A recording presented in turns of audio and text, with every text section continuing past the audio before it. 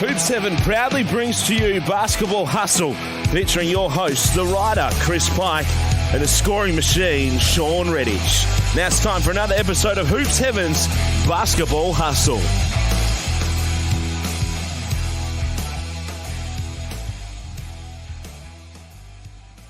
Hello and welcome to our very first episode for 2020. Hard to believe, Shawn, that it's 2020 already, but thanks to Hoop 7, we're here on Basketball Hustle once again to start off the new year, and boy do we have a lot to talk about. There's movement all across the NBL. The Perth Wildcats have made a hell of a statement in their push for a championship. We're fresh off a massive game on Thursday night to kick off round 15, which we'll discuss shortly, where the Cairns Taipans continue their hot streak. Every single team in the league has something to talk about right now. The New Zealand Breakers, who have been, I guess, the negative story for a lot of the season, all of a sudden making their own playoff push.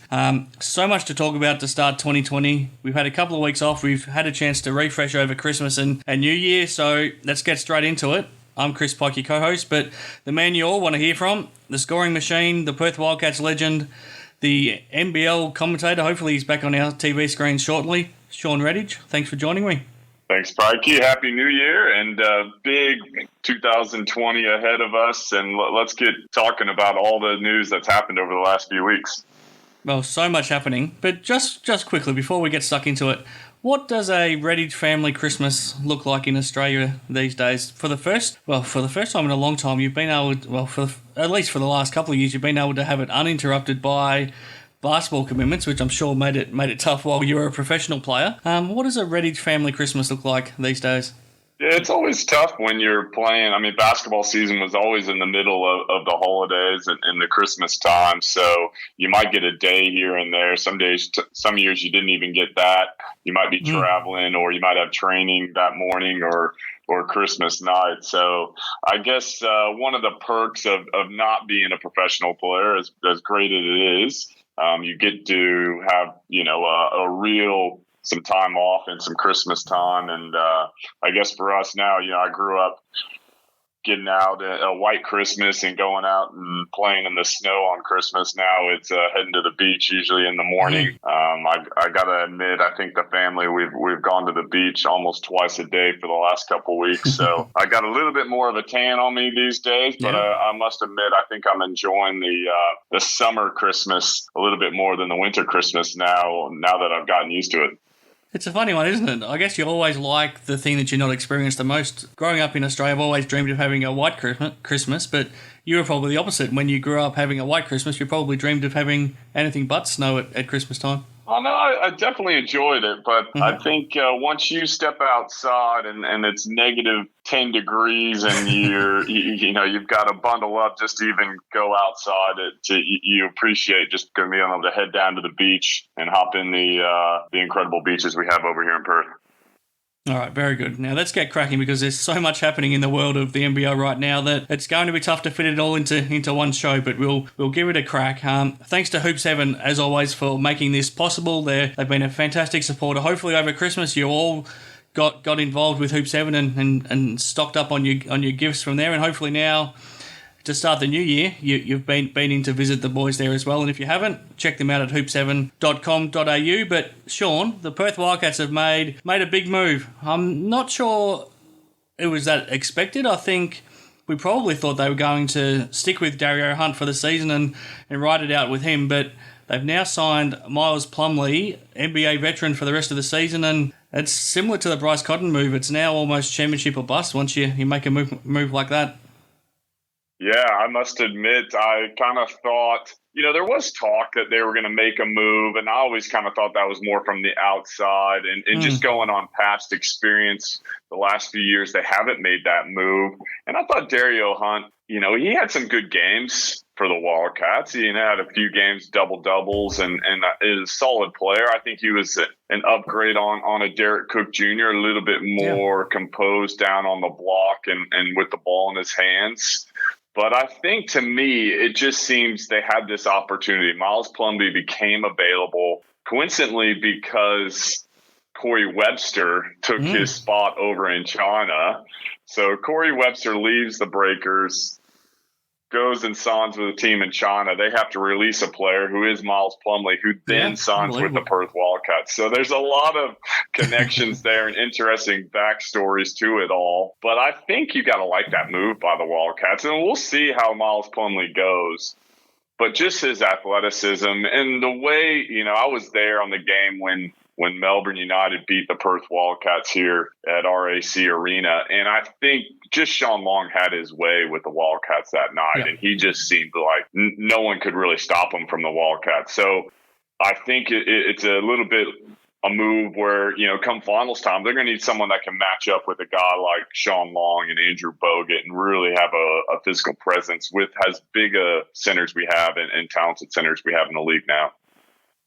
In a lot of ways, is it just not Dario's fault? Was he perhaps not the right signing in the first place by the Wildcats? To me, he's got a very similar game to what Majuk's got already, so you don't get a lot of difference when you swap either of those guys out, but also he's just not big enough, like you said, to go up against Bogut and Shawn Long and these type of guys. He just lacks that size. Was he perhaps maybe just not the right signing in the first place? I actually think he's probably a couple of years past where, in the past, he would have been fine in the NBL. They didn't have guys like Shawn Long and Andrew Bogut, even a Cam Oliver. Yep. You didn't have these dominant centers that you really need a big guy for. You could kind of get away with kind of an undersized 5, but the top teams now have that big guy and just a low post presence. I think the Wildcats probably missing being able to throw the ball in like they did the last couple of years with Angus Brandt and Tom Jervis. And they didn't always score, but they were great passers out of the post as well. But they also demanded a presence. So if you didn't send a double team, Angus Brandt was just going to go to his right-hand hooky, and it was money most nights. So they didn't really have that this year, and I thought their offense, when they weren't shooting the basketball well, they really struggled to get some inside touches, but just kind of calm their offense down a little bit. So I expect them to use Miles Plumlee. I think Trevor Gleason's pretty good at using the big guys. We saw that with Angus Brandt. Even Nick Kay now coming over, they're playing better than they were in their older system or their previous team. So I think it's a great signing. But to me also, what's Miles Plumlee's motivation? Is he coming over here thinking, I want to try and get back to the NBA, I want to impress, and or is he just come over for a holiday? My guess is he's coming over here to impress, but anyone can say the right things. You don't know until the action's on the court. So I'll be excited to see how he goes over these next few games when they integrate him into the system. It's tough for him as well because the fact is there's only 7 games left in the season and you have to play 7 games to qualify for the final. So he's probably only had one training session with the group. Then he gets on a plane to Sydney, then gets on the bus down to Wollongong as well to get ready for Friday night's game. How tough of an adjustment is that for somebody? Or because he's that experienced, he's been in the NBA for that long, he's gone and played overseas, would he be, if anyone can adjust to this move that quickly, is he sort of in the perfect situation to be able to? Well, when Miles Plumlee got signed, I went to his Wikipedia page, and the amount of times he's been traded or played for different teams in the same season is pretty impressive. So, I think he's well versed in being able to fit into a new team pretty quickly, and I expect that to happen. We'll see how many minutes he gets. I imagine this week. They'll try and use him sparingly and he'll probably get maybe 15, 20 minutes. Now just see how he goes. You never know. And then the following week, once he gets a full week of training, and the other thing that's good for the Wildcats as well is they got a lot of home games coming up. So after this week, they got 5 of their last 6 at home. So they're going to be in Perth, be able to train. I think that's going to help get him acclimated to the NBL and to his new Wildcat teammates. I imagine he knows Josh Boone at least to some degree as well, and he certainly would have played against him at some point in his life. Would that help him to see a familiar face across the other side of the court for him when he plays in that first game? Yeah, he would know Josh Boone from NBA days as well, so it'll give him a little bit leg up on the competition, and I'm sure the Wildcat coaches are going through the scout with him, and he'll be fine, I think, and he'll know his role. And, I think just his athleticism, it will be exciting to watch in this league as well. He just seems, every highlight you see is a dunk. So my other question is, how is he going to go? Does he have moves down on the block? Can he score when they need a bucket down low? Because they don't really have that at the moment outside of Majok. At times they kind of throw the ball, or Nick Kay, but not on a consistent basis. So I think that's what he needs to prove to the Wildcats. Yeah, absolutely. It's going to be fascinating, and we'll find out very quickly once that game gets underway in Wollongong Friday night. Let's have a look at the start to round 15, Shawn. It was a massive build-up to the game with the Cairns Taipans hosting the New Zealand Breakers. The Taipans going into the game on a 4-game winning streak. The Breakers had won 5 straight. The two of those teams locked in a battle over third and fourth position on the ladder. Both in exciting form. They had Scotty Machado and Scotty Hobson respectively in brilliant form going into the game. The build-up was there for it to be a cracking contest, and it certainly didn't fail to deliver. I'm not sure how much of it you got to see, but really enjoyable game. It looked to me like halfway through the fourth quarter, the Breakers had the game won after Hobson hit a big 3, and I think they were leading 78-71 at that point, but Machado took over the game from that point, got some help from Newell and Cam Oliver, and the Taipans finished on a 14-1 run and made it 5 straight wins, and I think they improved to 12-9 on the season, went up into third spot, and it was a massive win in the context of their season, and it's probably tough to see them missing the playoffs after that win. Yeah, it was huge for Cairns. I think New Zealand's probably kicking themselves a little bit on the flight back to New Zealand after that one. They thought they probably should have had that one. Yeah. You're right, up 7. Hobson makes that 3, and they really didn't get too many buckets after that. That's the 1 point from there, yeah. And to me, it was almost a little bit, they didn't know who their go-to guy, whereas Cairns knew Machado. We had to have the ball in his hands, and he went and he made some plays. And I think Hobson just got tired. You saw that last turnover.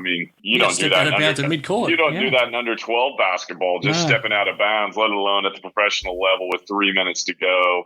He almost had a quadruple-double with 10 turnovers, 7 rebounds, and 8 assists. So it was one of those things, and credit to New Zealand, the way that they're playing, almost less is more for them at this point. They kind of all know their roles, and they're playing pretty good basketball together. But, Cairns, I think they kind of escaped out of that one, didn't play as well as they have been in the past. But those are the wins you need to get you into the finals, and credit Cairns for finding a way to get that one. And Mike Kelly's got that team really gelling. They're all kind of buying into their role, and I think everyone's kind of buying in that we got to have the ball in Machado's hands, and he's going to lead us to the promised land, and he's doing a great job of it. So you got to think that he's in the running for MVP, the way he's been able to get this Cairns Taipans team up into that top 4 and now sitting top 3 is pretty impressive.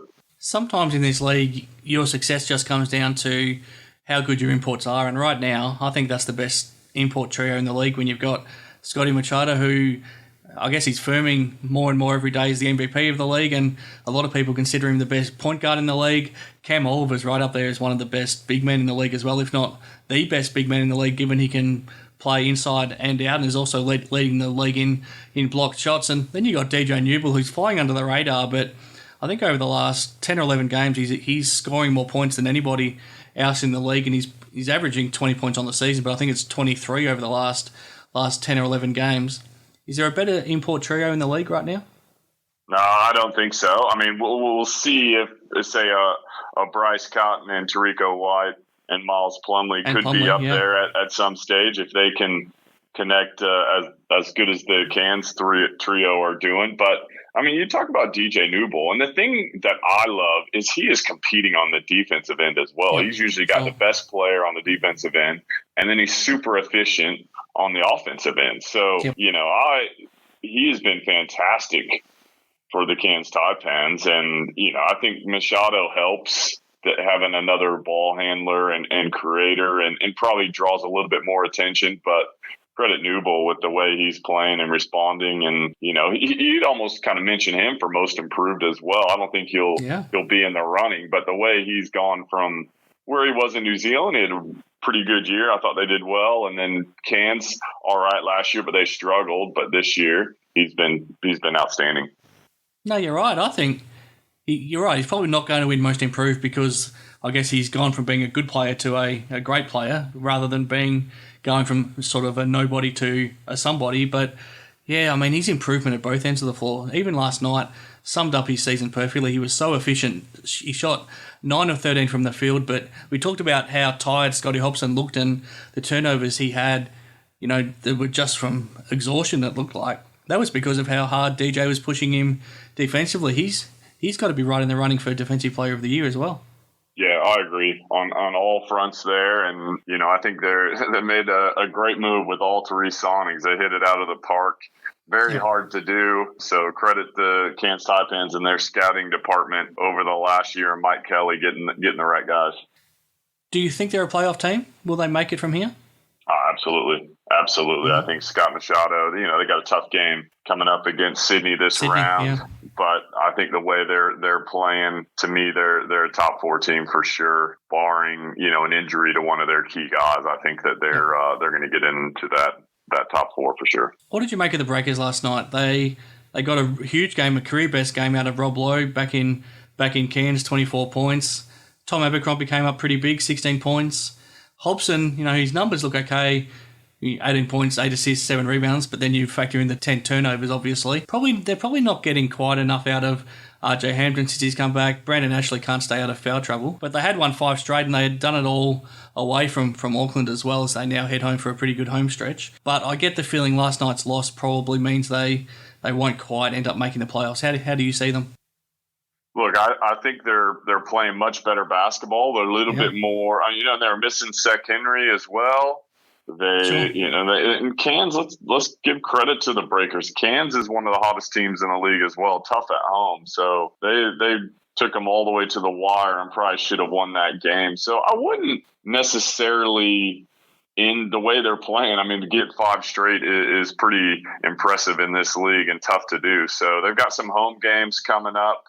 But I do it's almost like all this adversity they went through is making, they're reaping those rewards now. Did they leave the run a little bit too late? Probably. I never would have expected they lose Corey Webster. Obviously, RJ Hampton went down for a little while there, but sometimes everyone kind of steps up and some guys know they're going to get their 30, 35 minutes. It just makes them play a little bit better, a little bit calmer. So I think, they're trying to play through Scotty Hobson as much as they can, and he's delivering to some degree up until last night with those turnovers. But it's pretty impressive. They've been able to turn it around with so many injuries and departure of key guys as well.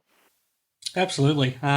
Let's reset a little bit. Let's have a look at how the league's positioned at the moment, because we're at round 15 now. It's a 20-round season, and we've still got 8 teams right in the mix to make the playoffs. So things are pretty fascinating the way that they're shaped at the moment. I'll just run through the ladder quickly. Sydney Kings are still on top, 14-6, and they've been struggling a little bit, but they got an important win last up against Adelaide, which steadied them. The Perth Wildcats missed a chance to take that top spot on the road when they dropped their last couple, 13-8, and I get the feeling that's probably why they felt they had to make the move that they did. We got Cairns Taipans now up into third after last night's win, 12-9, having won 5 in a row. Melbourne United is another fascinating one, which I can't wait to get your thoughts about there, 11-9, and they won their last game against Illawarra, but they'd lost a couple before that, and they lost 2 of their last 3, 5 of their last 9, so they're certainly far from guaranteed of a playoff spot. Just outside, the Adelaide 36ers, 10-11. They're the real Jekyll and Hyde team of the league right now. We've got Brisbane and New Zealand both on 9-11. Southeast Melbourne Phoenix, who are still awaiting their replacement for Keith Benson, they're 8-11. And the Illawarra Hawks, the only team probably out of the hunt right now, 5-15. Yeah, we're in a fascinating position where we've got so many teams in contention and so many teams up and down that you just never know who's going to win any game day to day, Shawn.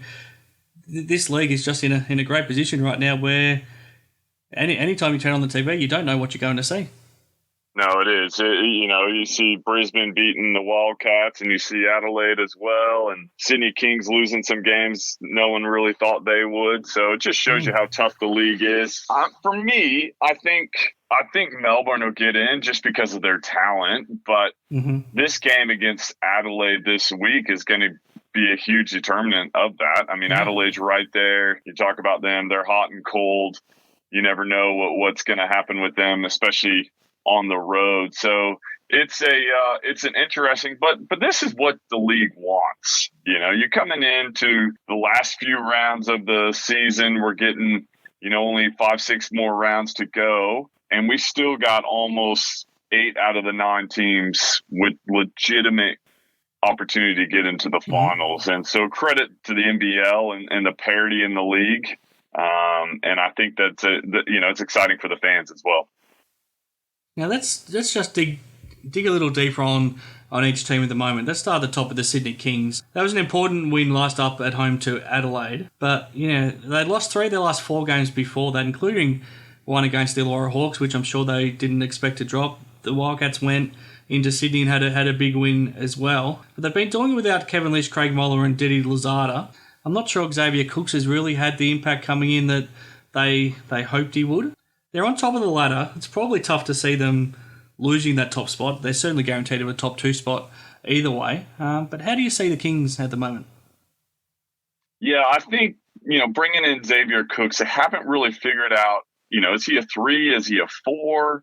And I guess, their best lineup is when they can have Bogut at the 5, Tate at the 4, and then Lozada, Lish, and Casper Ware to me. Sure. And Newley's been playing well. You could kind of put him or Lozada at that 3. But, when I look at their team, and especially late in those games and, watching that Wildcat ones, they just didn't have enough shooters out there on the court. Obviously, Bogut's such a great passer, but if he's kicking it out to guys that are shooting 30% from the 3-point line, or guys that you don't want taking those shots, it kind of makes him a little bit less effective as well. So you saw they had a great start to the season, but I think some injuries and obviously teams are going to scout them a little bit differently, and they're catching up to their defensive schemes in that regard as well. But, I think if they can get Kevin Lish back and Didi Lozada can get 100% as well, it still makes them the favorite. But without those 2 guys, I think they lack some shooting that could hurt them come finals time. Kevin Lish is now a fascinating one because he's virtually missed the whole season. In those couple of games when he did come back, he looked very rusty, so he's going to look rusty again when he comes back. In his absence, Deshaun Taylor's played a solid role. He's certainly not the type of guy that's going to take over a game, but he's doing his role when he comes onto the floor. Is there time for Kev to come back this season and still be able to make a meaningful impact? Yeah, I think so. And knowing Kev, I mean, I'm not sure he was 100% when he first came back. I saw him in that first game at RAC Arena, and he just looked a little bit hesitant. I know he'd been training for a little bit, but, I think they do miss his leadership as well out there. So to me, if he can come back, the Kings are the favorites. Without him, I think it could be tough once you get to the finals against some of these teams and the talent and the shooting that they have. Well, I think the problem they're finding without him is that I think what they were looking forward to this season was taking the pressure off Casper Ware having to do all of the ball handling duties pretty much, and then also having to guard on the opposition, which is what his problem was last season in Melbourne. He was just exhausted in that grand final series. So I think they were hoping to have Lish and Casper as that tag team to take the pressure off each other, but it just hasn't happened. But if it can happen, if Kev comes back and can play important minutes, I think it could even help Casper's game get back to where he'd like it to be too. Yeah, it's a good point. I think he'll just ease that. And when they've got their 5 best defenders out there on the court, Casper Ware, Kevin Lish, Didi Lozada, Jason Tate, and then Andrew Bogut, they are dynamite on the defensive end. They've got another level that I don't think other teams have that they can go to. So to me, that's going to be their X factor. They can get all those 5 guys out on the court. I think they're going to be tough to beat. Now, we've talked about the Wildcats who are second, and we've talked about the Taipans who are third. Let's talk about Melbourne a little bit more. I think a lot of us just assumed that they would be that team that finishes third and is pushing Sydney and Perth for a top 2 spot. But all of a sudden, they've lost 2 of their last 3 games. They've lost 5 of their last 9. They've had to replace Casey Prather with Stanton Kidd, who, to his credit, he's come in and he's actually playing pretty well. But it's just something that, even in their 2 wins they've had lately against the Hawks, even though they won relatively comfortably, they just didn't look like a team that was getting ready to contend for a championship. What do you think's not clicking quite right at Melbourne right now? I just think defensively, they're giving up way too many points. The amount of games where they're giving up over 100 points has been pretty on a consistent basis. It hasn't been a one or two games. They're just, to me, their defense isn't there. They're not putting in the effort probably that they need to, and found that they've got a lot of scores. Shawn Long, outstanding, but sometimes all that energy expends on the offensive end, loses that intensity on the defensive end. So if they can find that defensive intensity, I think they can take their game to another level, but they haven't shown that yet. And they're in danger of dropping out of the 4 as well if they lose to Adelaide. So this is going to be a big couple weeks. And the other thing is they've got to play a lot of road games coming up with the Australian Open. They got it out of their arena. So it's going to be a tough stretch here, and it's going to go a long way to determine if they can get into the finals or not, which you would have not even have thought that coming into the season. Melbourne United, that talented team that they have, some say right up there with the Sydney Kings as far as pure talent. So it's going to be an important couple of weeks for Melbourne United. I do think they'll get in just because I know the talent level. But, I wouldn't be surprised if a team like Adelaide gets on a run and pips them at the end. Yeah, I mean, they've got Adelaide, New Zealand and Sydney all away in the next 3 games. So they could, before the next home game against the Wildcats, they could be outside of the top 4 and really be in a tough position. You talked about defensively they're not great. Is that what they should have expected when they signed Shawn Long and Mello Trimble? You accept that they're probably better as a duo offensively to what they had Josh Boone and Casper Ware last season, but defensively you always knew you'd be giving up a fair bit. Yeah, and the thing is, they're not bad defenders. I just think they put a lot of effort in on the offensive end. Which is a struggle. But if they can get one or two of those guys to really say, you know what, I'm going to give up the offensive end and I'm just going to work as hard on the defensive end and even give a little bit more effort there, I think it'll go a long way. And to me, Shawn Long right there, I mean, he's got the ability to just demand presence in that middle and just be a dominant. Something that no other team has. And if they can motivate him and get him going, especially on the defensive end, and keep him out of foul trouble, I think there will be a lot to handle. There'll be trouble come playoff time. Then we've got the Adelaide 36ers, and I just don't know what to make of them right now. When they're playing well, they can be as good as anybody, and they've got plenty of offensive weapons. Daniel Johnson and Jerome Randall, we know what they're capable of. Eric Griffin, when he wants to be and when he's focused and not making some bonehead decisions, he can do anything on the basketball floor in a positive sense. You've got Anthony Drimmick having the best season of his career. Brendan Teaser stepping up to probably have the best season of his career too, certainly scoring-wise. But then, like Melbourne, they just give up far too many points. They can have a game where they lose at home to the Illawarra Hawks and then afterwards admit that they took them lightly and they knew that they were being complacent all week but didn't do anything about it. They look like they've got a lot of issues they're dealing with in terms of attitude things and personnel things that might not be clicking, but at the same time, when they're up and going, they can still win games. And at 10-11, if they beat Melbourne on Saturday to go to 11-11, they're still a really decent shot at making the playoffs. Yeah, they are. It just feels like Joey Wright is trying to push every button he can with tweaking the starting lineup, pulling guys early, leaving guys off when you thought they might be in. He is just playing around with that lineup, and eventually you think the way he goes, usually he'll find that lineup that's going to get the job done. So it's they are a bit hot and cold at the moment, but all it takes is a few weeks. We saw with the New Zealand Breakers, it just takes a few weeks of getting everyone on the same page, and they've got that capability, especially with Randall and Daniel Johnson. They got 2 elite scorers in the league that can really take over games if they need to, and they get the rest of the guys clicking. And Eric Griffin, I mean, he is just a live wire out there. You saw against the Wildcats, he actually dominated against them in that game and was the difference. So if he can play like that, and then they can get Randall and Johnson being consistent and everyone else kind of buying into their rules, I think they can be definitely get in there. And I think this game against Melbourne United is going to be huge and could determine their season. Brisbane Bullets, they're another interesting story where I think hindsight will say that they had to make a move earlier than this on their their imports, and at least one of Taylor Braun and EJ Singler needed to be upgraded at some point. But Lamar Patterson is playing tremendous right now, and when he's up and going like he was in that game against the Wildcats, and he's had a couple of other 35-point games this season, he's as good as anybody in the league. So they can still win games, especially when they've got Serby and Kadee and Will Magnay as well helping him out.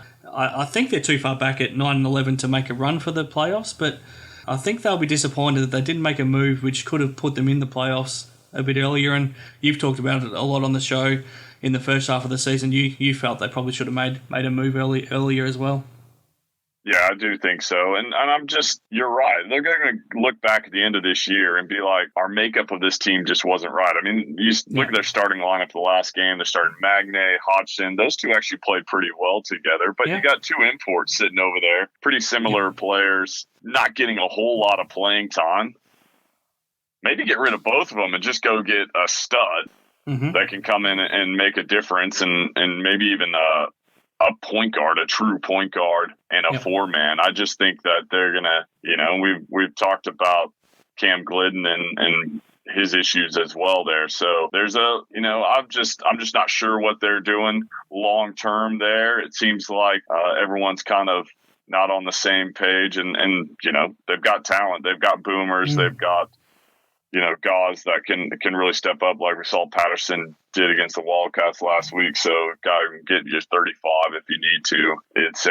It's an interesting one. I think everyone kind of thought that they would probably be in that fourth spot just with how well they did last year and the improvements they made. But unfortunately, I think they've left it too late, and there's no word that they're going to have any changes coming up either. No, so they'd have to make it's too late now. Yeah, they left it too late. So that's their lineup. They've stuck with them.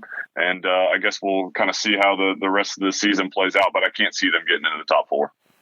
No, me either. And I don't think I could see the Southeast Melbourne Phoenix getting there either. They've now lost 4 of their last 5 games, and they've got their next 4 all on the road as well. They parted ways with Keith Benson, but we still haven't seen their replacement. I'm sure they would have liked that to have been Miles Plumlee if they could have got in before the Wildcats, but I think he'll have to be here at least in time for next week, if not this weekend, to be able to qualify for playoffs just in case they make it. But at 8-11 and with a string of road games to come, I think that they're pretty much out of the hunt. How do you see the Phoenix?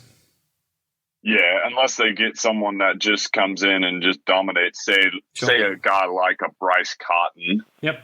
Very hard to find, but someone that can just kind of reignite the season and they go on a 6-7 game win streak and sneak in. Barring that, I don't see them getting in. And, if you're going to release your import, you usually have someone lined up that you're going to announce. The Wildcats basically on the same day announced Miles Plumlee and said, thank you to Dario Hunt. So if you're going to make a change and you release a guy, we don't know the backstory. Maybe they did have someone and it fell through, which does happen when you're searching for your imports. But, I think they probably left that a little bit too late. And probably the thing that hurts them was they had such a strong start to the season that probably, they stuck with Keith Benson because of how well the team was playing. But over the last few weeks and probably the last month and a half, it hasn't worked for them. No, it hasn't. And things just haven't gone to plan for the Illawarra Hawks either. So they're the only team out of the playoff hunt right now, but they can still be dangerous. And it wouldn't surprise me if they even shocked the Wildcats in their game tonight. They upset the Kings only a couple of weeks ago. They had a surprise win over in Adelaide as well, but they just can't get their best team on the park. So LaMelo Ball's still out, and I still question whether he'll come back at all. David Anderson's been out for a little while. They get Josh Boone back, but then they lose AJ Ogilvy. I think from the moment we saw Billy Preston play his first game, we knew that wasn't going to last very long, so he only lasted, I think it was 3 games. They're 5-15. It's been a tough season, but I think the great positives they can take, especially in recent weeks since LaMelo's been out, is that Emmett Nair and Sunday Desh have been able to play bigger roles in that team and show that there's a really bright future there. Well, they've actually probably been playing better since they've lost LaMelo Ball. The ball's moving a little bit more. They got the ball in different guys' hands. Tim Conrad's, when he's feeling it, they're actually getting him the basketball.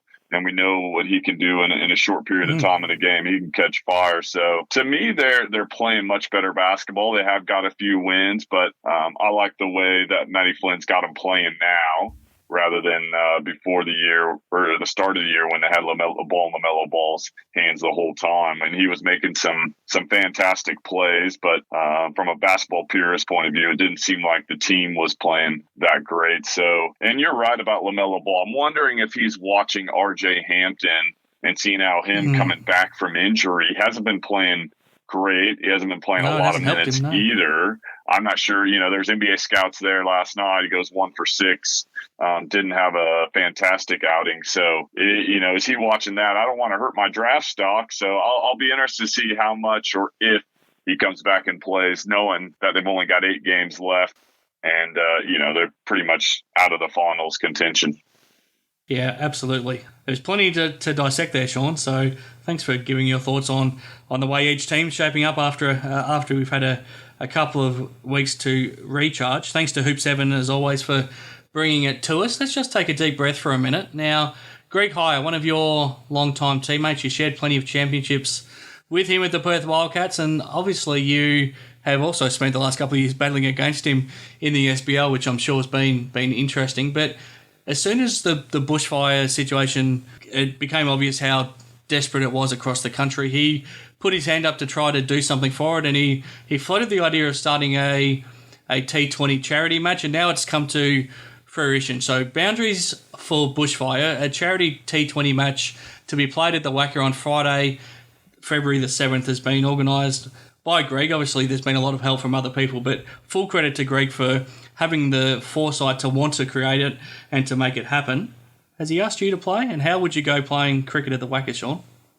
Well, look, the Wildcats used to, on a day when they wanted to give us a day off from training, we would play some cricket there at Bendat Basketball Center, and I must admit I was rubbish at cricket. I kept getting called for throwing the ball like a baseball instead of pitching it, and I just had no clue what to do up there in front of the stump. So I just try and get the bat in front of the ball, but I must admit I was a bit of a struggle out there, and I was probably one of the last picked to play on the team, but it was enjoyable. We had a lot of fun, and one of those things you do as a team to kind of just build some team camaraderie. But credit to Greg, he's always been great about getting out in the community and using his profile for things that he's passionate about. And you're right. I mean, the devastation over there, I mean, it's worldwide news, and it's just horrible to think of all the lives and the animals and everything that's been lost through that. So it's a great initiative. Proud of Greg and what he's going to be doing, and hopefully it gets a great response. So I think it's he's done some stuff with his Stitch in Time, and he's got his charity dinner where you get the celebrity waitresses out there. So he's done some great initiatives, and I'm sure this is going to be spectacular as well. Have you been one of the waiters for one of those dinners? Yeah, at the first couple I was, so I didn't spill any plates. So I thought I did all right. Very good. Yeah, a tremendous performance by Greg to make that happen. But let's keep moving here on Hoop 7's Basketball Hustle, Shawn. Before we get into looking at the rest of the games of round 15, another new initiative by the NBL they're introducing starting tonight for the game in Illawarra is they've set up a replay bunker. So, I mean, I think it's frustrated everybody that's been watching this season, the amount of times that the referees have gone to review vision, and then the fact that they have to walk around to the other side of the bench. I don't know why we couldn't get a TV that swivels around to save some time, but it's been a frustration for everyone watching this season. So credit to the NBL for now wanting to do something about it. So there's going to be somebody watching back in a bunker to review the vision. To me, I would probably prefer them to take it a step further, and I'll get to that in a moment. But first of all, your reaction to that, and do you think it's a positive step forward? Well, I think it's a positive step forward. I think, to stop a game for 2 to 3 minutes just to check if it's a 2 or 3 point shot, you could do that at a timeout. You could do that at a breakage of the play. But there's too many times where they're going to that review. You obviously want to get it right. And, if they don't get it right, and obviously today's technology, you have every game live. TV. There's going to be an outcry from the fans. So from basketball point of view and from playing point of view, I like that they're going to the screens and getting the call right most of the time. I guess from a viewer's point of view, it's not always great. You want to keep the game moving. That's one of the things that people love about basketball. It's fast-paced. There's always something going on, and the game is going pretty quickly. Whereas if you're having all these stoppages, it hurts the flow of the game. So I think it's a positive initiative. I think there's more things they can do, but it's a step in the right direction for sure. Yeah, I think so too. I don't think they're going this far just yet, but what I would like to see them do is actually have the official who's reviewing the video is basically your fourth referee, so he has the power to make decisions. So what I would like is for the official on court to be able to go to his earpiece and ask the fourth official in front of the TV screen to say, look, was that a flop, or was that a charge, or was that a blocking foul? Was that an unsportsmanlike foul, or was that a normal foul? I'd like them to just ask that simple question, and then the official in front of the TV makes that decision. So he has the power to make that call, and then we live with that decision, rather than the referees on court still having to make that final decision, working with the vision. Is that something you'd be happy with, or is that taking things a little bit too far? No, I think that's a great initiative, and I think probably can't do that this year because of just scheduling and all that, but I'm sure that's something they'll look at next year. They want to make this the best product, especially from a viewer's point of view. I mean, to me, where the league is really going to make that growth is if they can get that TV viewership and those TV sponsorship dollars. That's where the NBL and why the salaries and that are so big because of the sponsorship and the TV revenue. So they got to make the game appealing to the TV viewers. And if you're stopping it to watch a ref run around a score or the score bench to go watch footage for 2-3 minutes, it's not great. So I think they'll get there. I think it'll probably be an off season, but it's good that the NBL is aware of it and they're making changes now. In the past, this initiative probably would have taken 2 to 3 years to get off the ground, and now they're doing it probably in the matter of a month or two. So it's the benefit of having an owner of a league like Kesselman who can make those decisions and say, all right, we're going to do this and throw some money at it and get a solution. Absolutely. Now, round 15 in the NBL. It started on Thursday night, obviously, as we've talked about. Now, our tipping is getting awfully close, Shawn. I think I might have pipped you by one at the moment just because of, I think it was one of the results last week. It might have been, there was one game that we had different last week and I might have come out on top. So I think I might be one ahead of you now, and it's been a mighty tight battle. So any tip right now is important. So let's get on the record. What have you tipped Cairns on New Zealand in last night's game? Oh, I definitely would have gone with Cairns being at home. So, me too. I'm sure you would have gone Cairns as well. Yeah, I would have. And I was surprised New Zealand should have got that one. So, to me, you look at the last few weeks, I don't think I've got very many picks right. The NBL is just, there's been so many upsets. It's been incredible. All right, let's get to Friday night. Illawarra Hawks, Perth Wildcats. A lot of reasons to tune into this game. It's going to be a great one to watch, but it's tough to imagine the Wildcats dropping it. Yeah, I think they've just got too much riding on this one. I think Miles Plumlee getting signed is going to add a little bit rejuvenation. My little thing, and no one's really talked about this, but Bryce Cotton was pretty close with Dario Hunt. So, losing one of his close mates, how is that going to affect his performance? Knowing Bryce Cotton, it probably won't affect it at all. But, it can be tough when you got a close teammate. Now you've got a new guy that just replaced him. So, but I think just the excitement of getting Miles Plumlee on that team will get them over the line in that one. And first up on Saturday, Sydney Kings and the Cairns Taipans. This is going to be a fascinating game as well. Taipans have already won in Sydney once this season as well, so they know how to do it. But you would think Sydney too strong on their home floor, but you wouldn't put anything past the Taipans right now. No, you wouldn't. And they're coming off a win against New Zealand where they didn't play great, but they found a way to win. But I think the fact that Sydney Kings are sitting at home waiting for the Cairns Taipans. But I think Cairns definitely have a shot to get this one. Can the Sydney Kings shoot well enough, find enough scores, and can they get Xavier Cooks playing at a Boomers level, which, we haven't seen that yet. So it's going to be a huge game in the context of Sydney trying to get that top spot, because the Perth Wildcats have a great schedule coming up after this. So they don't want to lose two more. They're in serious jeopardy of losing that top spot. Then second up on Saturday, we've talked about this game a few times already. It's massive for both clubs. Adelaide Entertainment Centre, the 36ers hosting Melbourne United. It's just massive for both clubs. Adelaide can really take a step further towards the playoffs if they make it. Melbourne can take a significant step backwards to making the playoffs if they lose. But Melbourne have played really well against Adelaide in recent times as well, and Adelaide haven't found a way to really get close to them. What do you think of this one?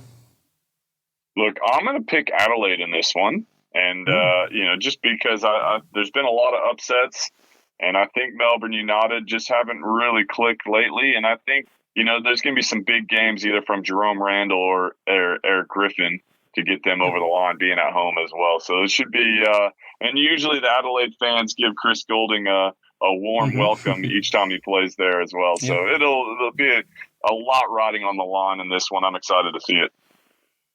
Then first up on Sunday, New Zealand Breakers finally back home for their first time at Spark Arena in their last 6 games. Host the Brisbane Bullets. I would suggest the loser of this game is probably falling out of the playoff race. The winner might just keep their season alive. Tough one to tip. Yeah, that is a tough one, but I'm actually going to go with Brisbane going over there. They got the win versus the Wildcats, a little bit more confident. I think they're going to play pretty desperate, knowing that they've got. And I think they just got a little bit more depth than the Breakers do at the moment with the injuries to Sek Henry and Scotty Hobson looked tired. That's a tough travel back from Cairns over to New Zealand. So I'm going to pick the Brisbane to try and keep their season alive. Then last up for the round, Illawarra Hawks hosting the Southeast Melbourne Phoenix. The Phoenix have to win to keep their season alive, but won't be easy for them. I'm tempted to go for the Hawks in this one. Yeah, I think the Hawks are playing much better. We talked about that, especially getting the ball through each other's hands. But I think Southeast Melbourne Phoenix, Ty Wesley's starting to play a little bit better. Sometimes when you lose or you kind of cut an import, it kind of gets everyone woken up and playing a little bit more energetic and alive and almost playing for their jobs as well. So I expect Southeast Melbourne Phoenix to bounce back and get a big win for them to keep their season alive as well. Okay, there we go. That's around 15 in the NBL. We'll see how we go next week and see how our tips are shaping up, Shawn, because that's a battle worth keeping your eye on as well. Plenty of ground covered on our first show of 2020. Thanks to Hoops Heaven, as always, for making it happen, and thanks to the support of Devlins at devlinsonline.com.au and, of course, ID Athletic at idathletic.com for their support to enable us to continue to bring this show to you. Hopefully you all enjoyed tuning in, and hopefully you're back again next week. Shawn, what can you leave us with for the first show of 2020? Well, look, it's going to be an exciting next couple of weeks in the NBL. Going to really determine where all these teams finish. And just looking at the Wildcat schedule, I actually think they could, if they can beat Illawarra tonight, I think they could sneak into that top spot, knowing the Sydney Kings schedule, and they've got 5 of their last 6. So that's my prediction going into 2020. See if I've got 2020 vision. We'll see how the next few weeks play out.